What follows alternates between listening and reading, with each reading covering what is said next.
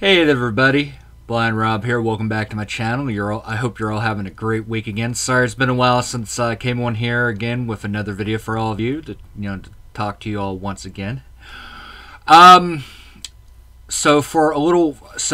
I'd say at least for this week, maybe the next couple of weeks, maybe for the next upcoming month, videos are going to be slow here. I got a lot of things I need to take care of, and I'm kind of transitioning this channel just a little bit, changing things up just a little bit, and I'll explain that in a video that I'll be doing here in a little bit once I'm done with this video, probably. I'm talking about, the updates and what's going on there.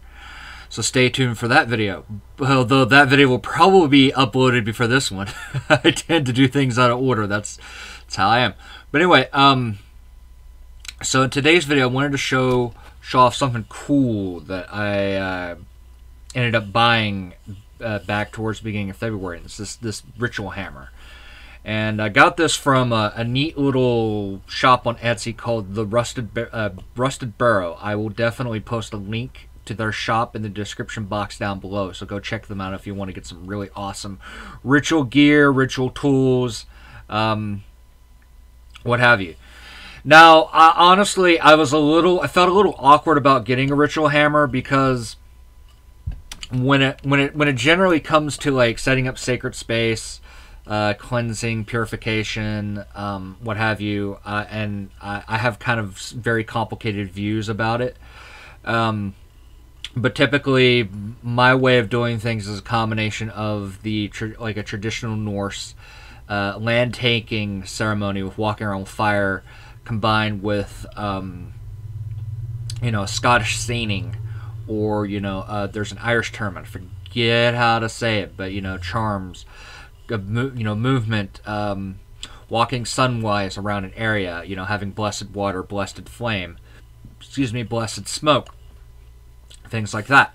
But I was meditating with Brighid back in late January, early February, and Brighid as the smith popped up, and she's like, Rob, I want you to go out, I want you to get a ritual hammer. I got a couple of things I want you to do. Some magical working, some other things I want you to do, and having a ritual hammer would make things a lot easier, would make things work a lot better. Doing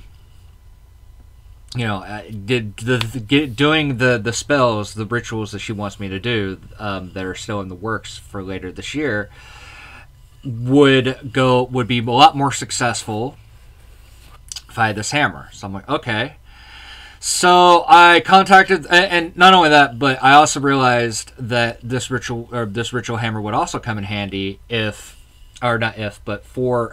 this group that I'm a part of, that is a blind pagan polytheist spiritual witchy group, and a lot of my fellow members in the group really want me to start taking more charge of some of the rituals, start doing some more of the quote-unquote casting circle. Granted, I don't cast circle. I'm not Wiccan. My practice is not Wiccan based at all, but a number of the members have sort of Wiccan training. So I've been kind of putting something together that is vaguely close enough to what they're used to make them feel comfortable, while also sticking to my very much, Irish Gaelic, Norse heathen practice. And I figured just having this would, while trying to do that, and I'm still working on it. It's sort of trial and error at the moment, kind of thing. And I also realized that there are times where working with spirits, just working with the fairy folk, or what have you, having something like this could come in handy, especially since the hammerhead, I think, is I believe it's either steel or iron, but I believe it's iron. I believe it's steel. So anyway, so I figured, I have multiple different reasons why something like this can come in handy. Bree just like, hey, go get this, and Like, she didn't tell me all the reasons why I needed it, but she's like, you know, you should go get one.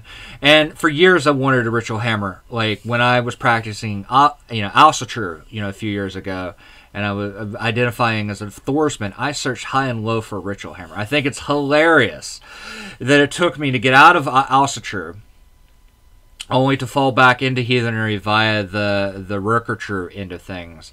To get a ritual hammer, even though the ritual hammer is more for the Irish side of my practice. And I think the reason why that happened is Brighid, don't get me wrong, Brighid is awesome, she's compassionate, she's caring, she's generous, but she can have a very possessive, very jealous streak about her, especially about, certain people that's in her life, that she's in their lives. I know I've noticed that in my life, and when it comes to the tools that I get, the things I dedicate to her, I'm only supposed to be using them with her, or at least like invoking her. So I know she would definitely want a hammer that is only for her. Now, this is actually not my first hammer that I got for her. I also picked up a much larger one, a sledgehammer type hammer from the Magical Druid. I will post a link to that shop down into the description box as well. And it's a nice hammer, don't get me wrong, but it's kind of mass-produced just a little bit. They have a typical design that they basically put together for anyone who wants one of those hammers. And I have come to the conclusion over the years that I particularly prefer, if possible, not always, but if possible, that if I'm going to have something made for me that I'm going to use for ritual, I'm going to use for, and I apologize because the train's about to come. Actually, hold on, I'm going to go ahead and pause this and wait for it to stop, and then I'll continue. Okay, now that the train is gone, I can get back to doing this. Where was I? Oh, yeah. Well, that hammer was okay. I have found over the years, like, trying to get my hands on different kinds of statues, different kind of ritual tools. I find that I prefer things that are, if possible, granted, sometimes, it can't be done, but I prefer to get things that are custom made for me, as part of the act of devotion for the deity that I'm getting it for, especially if I'm getting the tool for a particular deity, like I am with Brighid with this hammer.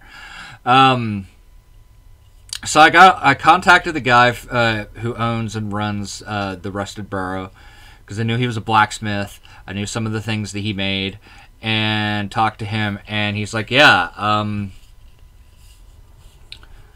can do that. We started talking. Like mid to late January, and then at the beginning of February, I got a hold of him, like, hey, can you still do this? And he's like, yeah. And so I got this hammer. The head is made from steel, stainless steel, I believe or it could be iron, but it feels more like steel to me. The handle is made from birch wood, and this came from a tree that the metalsmith, the craftsman who made this for me, like, ethically harvested himself, put together himself, worked the handle himself, and he forged the head himself. And he, like, talked to me throughout the entire process, and, like, from the very get-go, he's a heathen, so from the very get-go, he's like heathen, pagan. He asked, and he even asked me, it's like, do you want this to look like a Thor's hammer? I'm like, no. I want it to look more something like, something like a metal worker or a blacksmith would use. And we ultimately ended up going with this kind of design.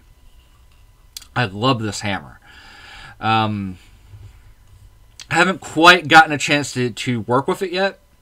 I'm still planning out a few different rituals, like do a few different ritual structures, where I think I could get the most, the most use out. But I will say that just holding this hammer, it literally puts chills down my spine. The energy from this hammer just flows natural. It just, having it in my hand, it just feels like, yeah, it belongs here. This is where it meant to be. I was meant to have this hammer.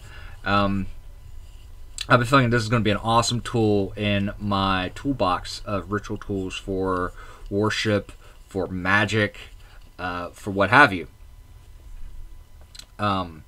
Like I said, part of the reason why I got this is because Brighid wanted me to. She has a few things in mind for the future that she would like me to use this for. I don't know what's going on. I still need to have a sit down with her at some point and go, hey, so can you please tell me what's going on now?